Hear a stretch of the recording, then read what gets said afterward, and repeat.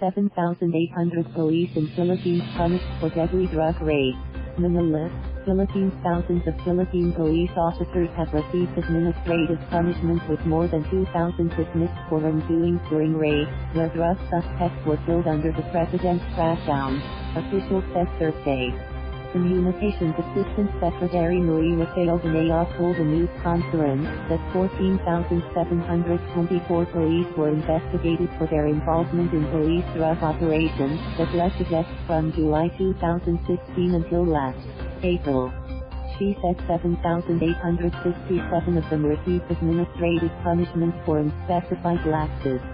A tally presented by Banaag showed that 2,367 police officers have been fired, 4,100 suspended, while the rest were reprimanded, demoted, had their salaries forfeited, or deprived of certain privileges. Banaag, however, did not say how many officers have been criminally charged for serious lapses or outright crimes committed while enforcing the crackdown, which was launched by President Rodrigo Duterte as his centerpiece program when he took office in mid-2016. Philippine police officials said about 6,600 drug suspects have been killed in raids carried out by the police, mostly in gun battles that ensued after the suspects fought back and endangered the lives of law enforcers. Banaag and other officials reported a lower death toll, more than 5,500. State authorities were still verifying other drug-related deaths. Last year, a Philippine court found 3 police officers guilty of killing a student they alleged was a drug dealer in the first known such conviction under the crackdown. The court ruled the officers murdered Kian Loyd, Delos Santos during a raid in Caloocan city slums in the Manila metropolis, and rejected the policeman's claim that the 17-year-old fired back while resisting arrest.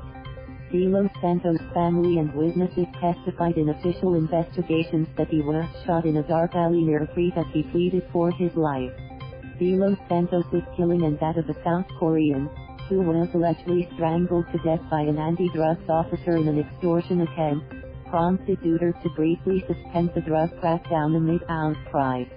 National Police Chief Oscar Albayalde said criminal complaints will be filed separately against at least 2 officers after a 3-year-old girl, Myca Ulpina, was killed in a police raid in late June, in which her father, a drug suspect, was gunned down along with another civilian and a police officer in Rodriguez Town east of Manila. There are certain flaws probably in what happened during operations, but these are actually being addressed. Undersecretary Severo Catura, an official dealing with human rights issues, said in the news conference.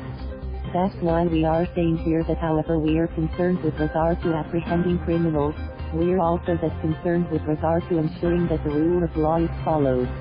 He added that more than 200 policemen have been killed and 700 others wounded in drug raids, statistics that Duterte himself has often cited to counter allegations by human rights activists that police have killed suspects beyond the law because they violently resisted. Banaag said it was the first time authorities disclosed the full extent of police who have been disciplined for lapses in the anti-drug crackdown. Former Commission on Human Rights Chairwoman Loretta Ann Rosales, however, said the high number of erring enforcers involved in raids where lives were lost at alarming levels should prompt the government to immediately suspend and review the crackdown. It's terrible, it's alarming, it's unconscionable, Rosales said. Duterte had rejected those calls and warned drug suspects that his campaign would be more dangerous in the final 3 years of his 6-year presidency. /K. Thank you for watching. Please subscribe.